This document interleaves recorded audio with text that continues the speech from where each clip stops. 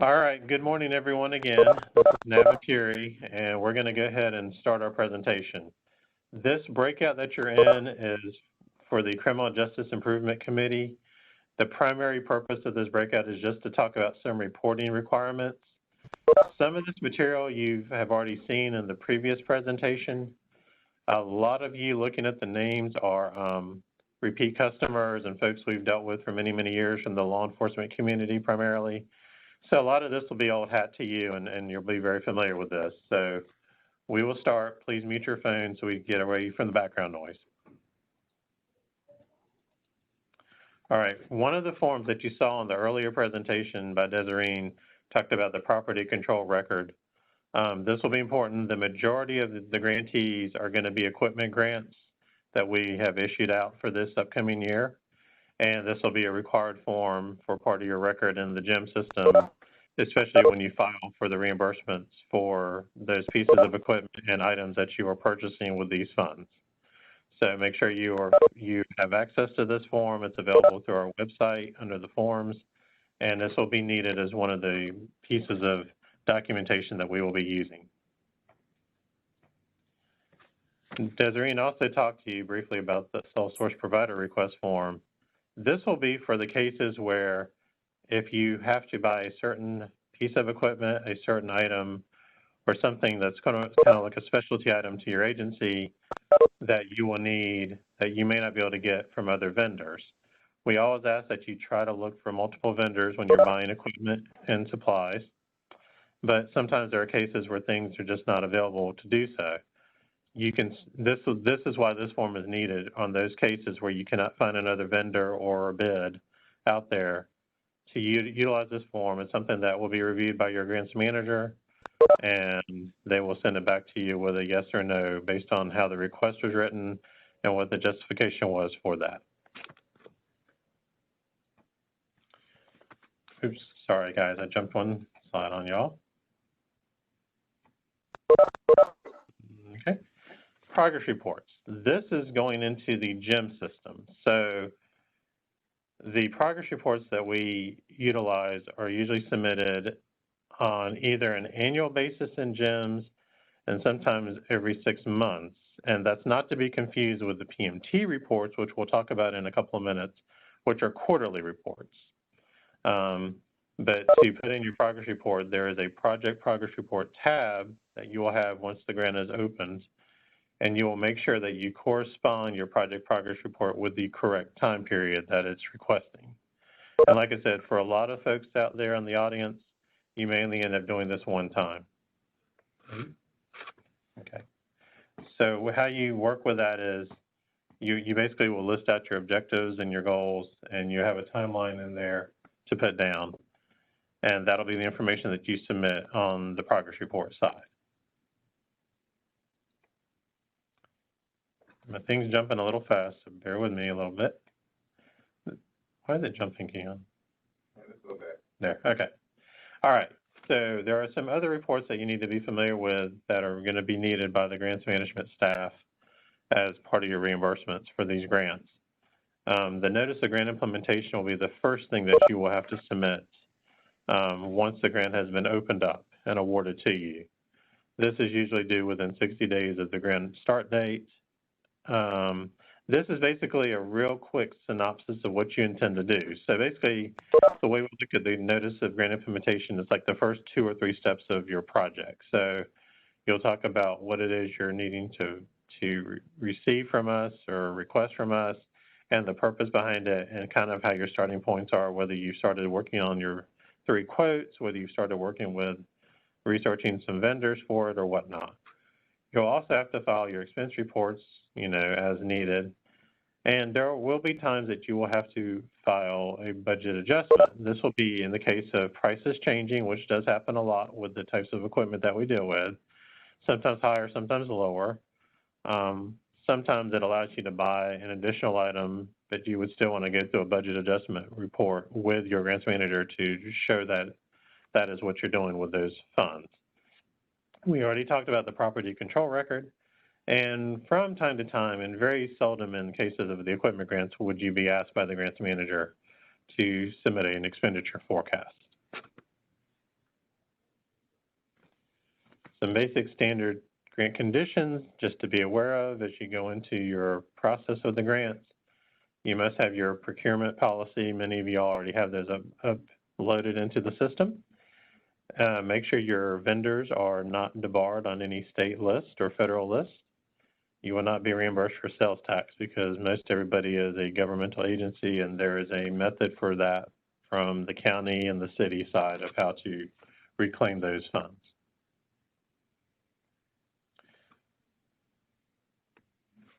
If you are buying tasers with these grants, we must make sure that you have the correct certifications for those tasers and for the officers that will be using those tasers. The certifications need to be on the tasers that you're buying. In other words, don't have certifications for tasers from multiple years ago that are old technologies now. Make sure you give a list of the personnel and certifications, along with when you do file your reimbursements for those tasers. Obviously, we've already talked about the procurement policy, and of course, most law enforcement agencies will need to upload their use of force policy, and this is for not just the lethal weapons, but obviously for the non-lethal weapons that law enforcement uses.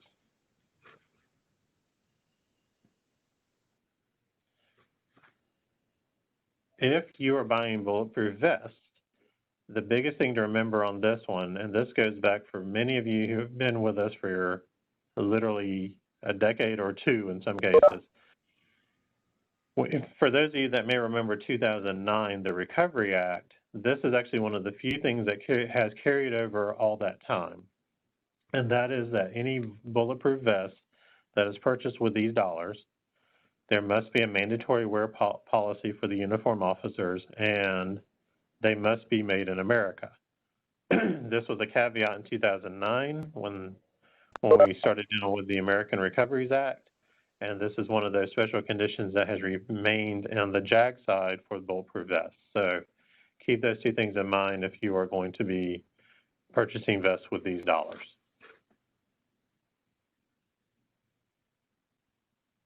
So now we're basically going to jump into the PMT. The PMT is not on the GEM side. This is a separate federal website that we use for these reports. And this is the one that is the quarterly report that many of you are very familiar with, and you get every 3 months you get communication from myself and Keon on getting these reports submitted in time. These are reports that are required for anything that's funded out of the JAG allocations. So keep that in mind. What we do to try to at least get these things started is once you have been awarded your grant, we on our side, on the staff side, go and enter your information into PMT, and then we set the project director up that's listed in GEMS as the user for that report, and then you will get an email from PMT stating you've been assigned a project in the federal PMT system, and you have to go through some process to get the profile and everything updated and correct so that you'll be able to utilize that. But basically, these are important, and unfortunately, the way the system works for us, keep in mind there are several hundred of you out there in the field because, again, we have multiple grants for multiple years of JAG, but we can't submit our report until all of you have submitted your reports in the system. So it does pose some problems and issues, and that's why we're kind of continually pestering you to do these because of the timeline for us to get it done. We can't get it done until everyone. So if there's 300 of these, all 300 have to be submitted in the federal PMT before we can submit our side. In 2015, PMT basically made some changes, which was intended to make it a little bit easier for those that are doing the smaller grants, primarily the equipment grants. They changed some measures for equipment-only type request for law enforcement. So that was the big change they made, which took away a lot of the extra questions that were previously asked on their PMT reports.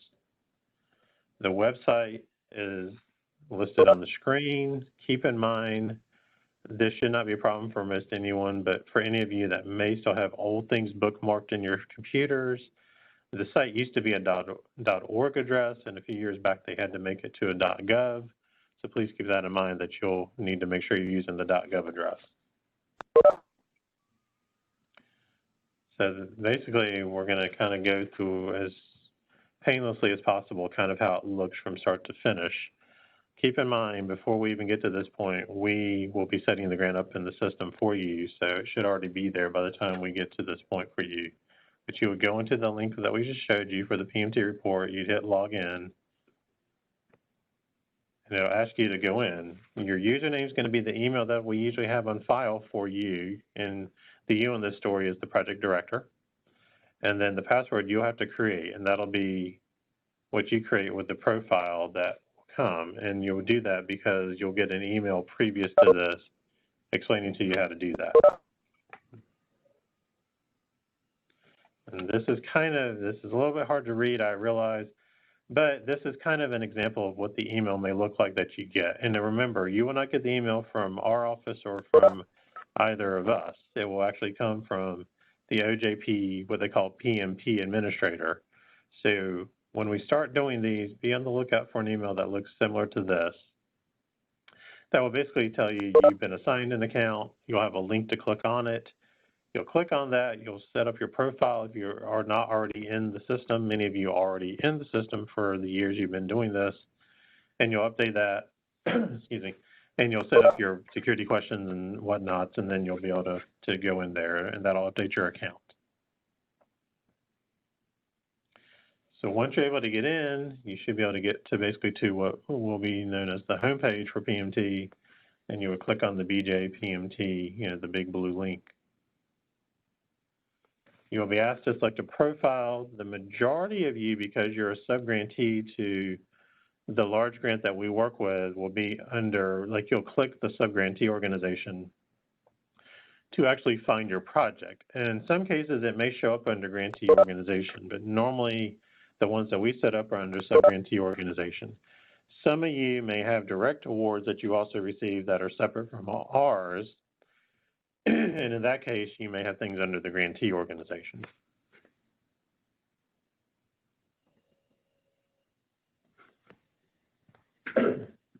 All right, so now that you've gotten into your PMT setup, you'll start looking at the profile, and you'll be asked to just make sure that your information is correct in there.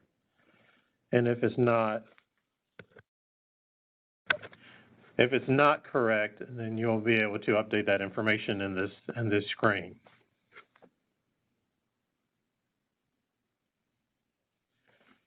One of the things to remember with the PMT side or the PMT website is it times out. And after about 30 minutes of not being touched or used, it will basically time its way out. So if you are working on something, if you're starting to actually upload and do your actual reports, keep that in mind that if you walk away from it after a little while of inactivity, it'll go away and you'll have to relog yourself back into the system.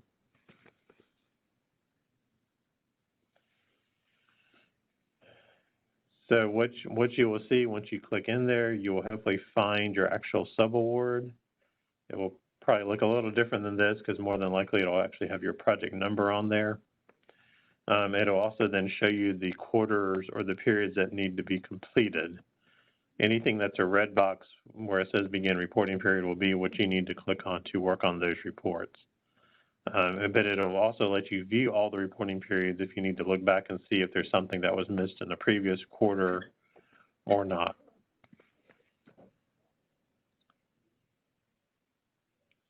The three statuses that you will see, your reports are going to be not started, in progress, and complete. Obviously, the goal is to aim for complete because that's the only way we would be able to do anything on our side is you've had yours completed and you've had yours submitted through the system.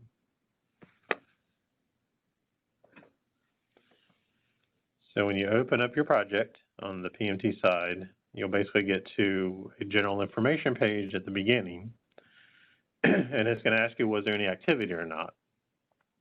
And depending on where you are in the life of your project, it will be a yes or a no. More than likely, just because of the way the timing works on a lot of stuff we deal with here, we know we talk about reports and the grants hopefully being an October date. And for many years now, that has not been the case due to all kinds of crazy things going on in DC. And JAG especially, and for those of you familiar with it, JAG has gone through a litany of things since 2017, where there were multiple attestations that had to be signed by attorney generals, by lawyers, multiple states, multiple cities sued. It's just been a whole big, mess up there. So realistically, your first quarter, whatever your first quarter is, more than likely will have no activity because it'll be hopeful that we actually get the award to you in your first quarter, and sometimes that doesn't always occur. So, but hopefully after that, then you should have activity going forward the rest of the way through your grant.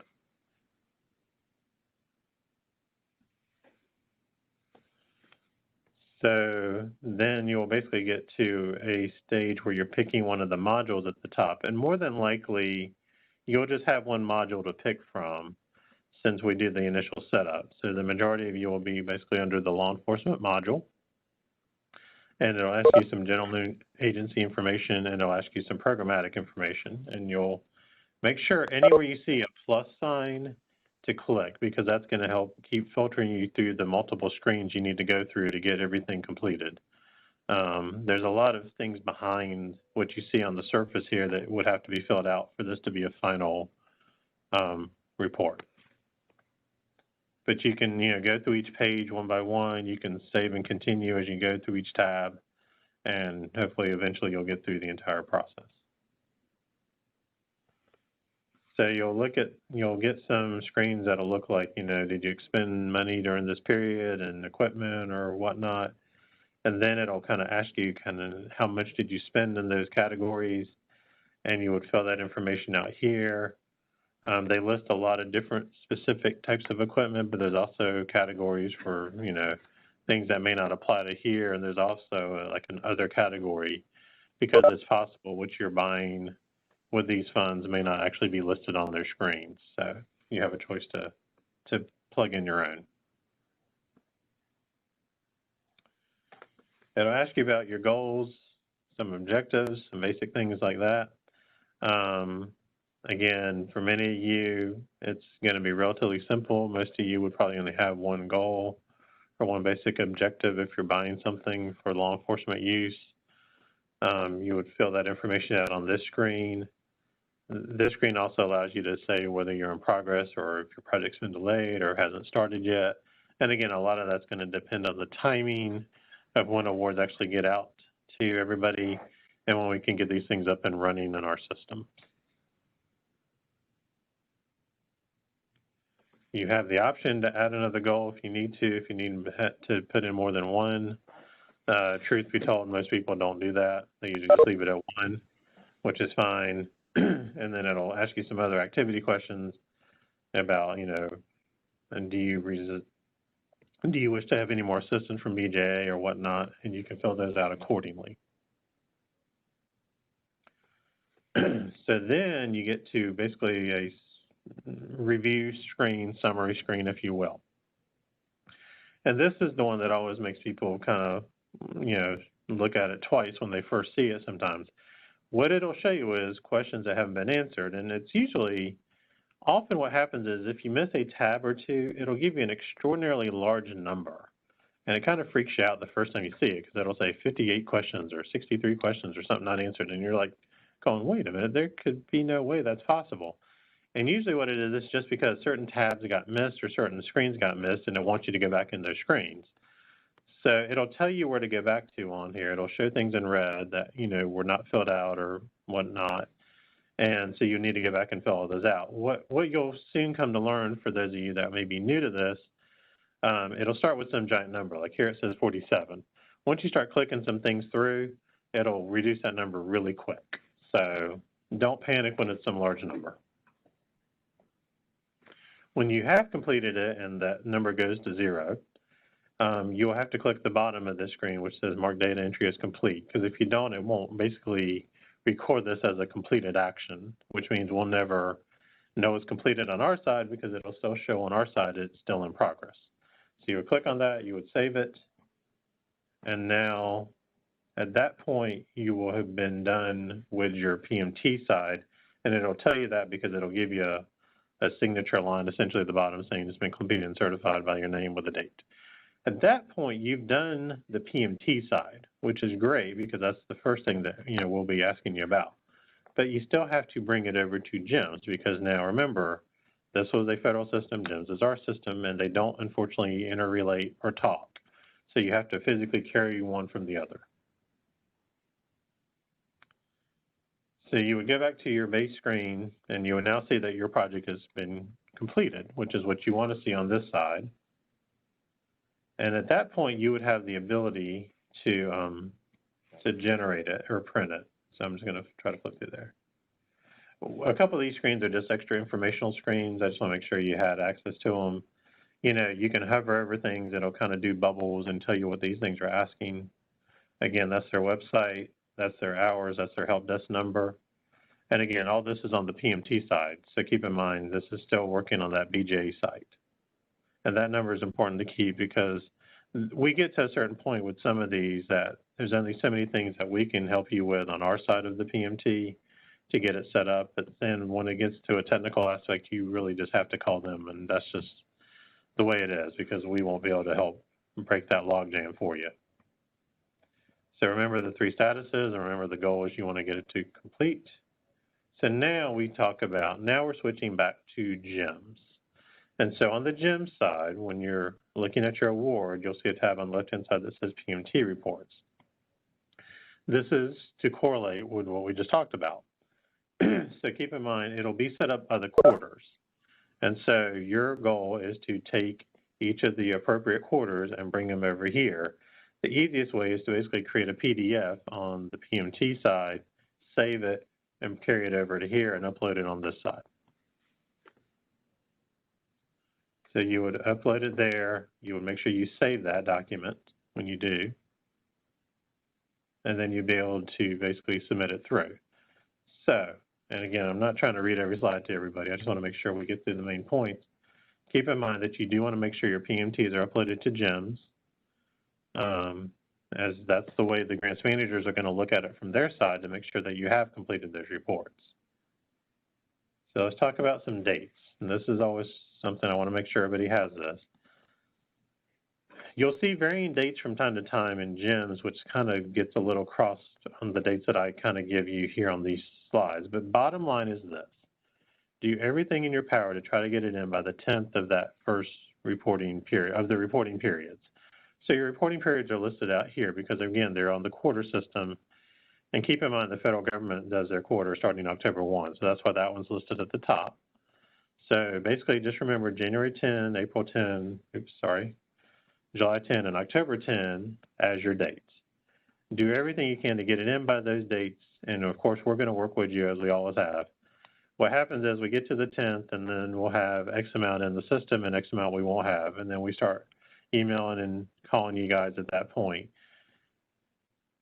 And so we just have to go on back and forth to get it all in. And it's just a lot of strain sometimes when it's just, Keon and myself having to do this with all of you collectively. So the more you can try to get it in by those dates, the better it is for everybody because it'll help the big picture of getting these reports submitted on time so the feds don't go and try to say we're delinquent on something. Some additional information. Again, the biggest thing from this slide is remember these two systems unfortunately are not linked together, so you must literally carry and copy it over. We used to try to do courtesy emails prior to every quarter, but to be honest, that became such a staff time issue. It was too hard to do, so we really don't do that any longer. You have the dates and you know what they are, and we certainly hope that you can try to get to those in a timely manner. And that's our contact information for those of you who don't know us and our email information. Definitely remember when it comes to a PMT question, feel free to reach out to us and we'll certainly do our best to help you. But often, depending on the nature of the question, you probably need to go through the PMT help desk to get those things answered. So that's that one. And if you have any questions, We can certainly try to take them. I know that some of maybe have come through on the chat side. I'm not actually seeing that. Ken's looking at that for you. And if you want to, just ask any questions. If we can keep this to where everybody can hear, one at a time, we can certainly try to help you now. Are there any questions out there?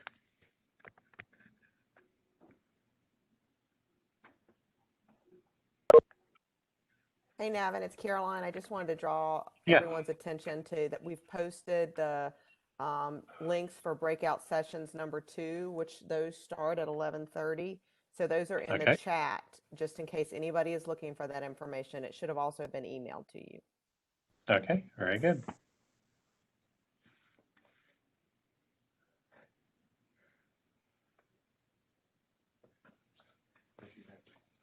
All right, are there any other questions out there? We can certainly take them, and if not, feel free to jump off of this one and jump into breakout session number 2 in a few minutes. And we want to thank you all for your time.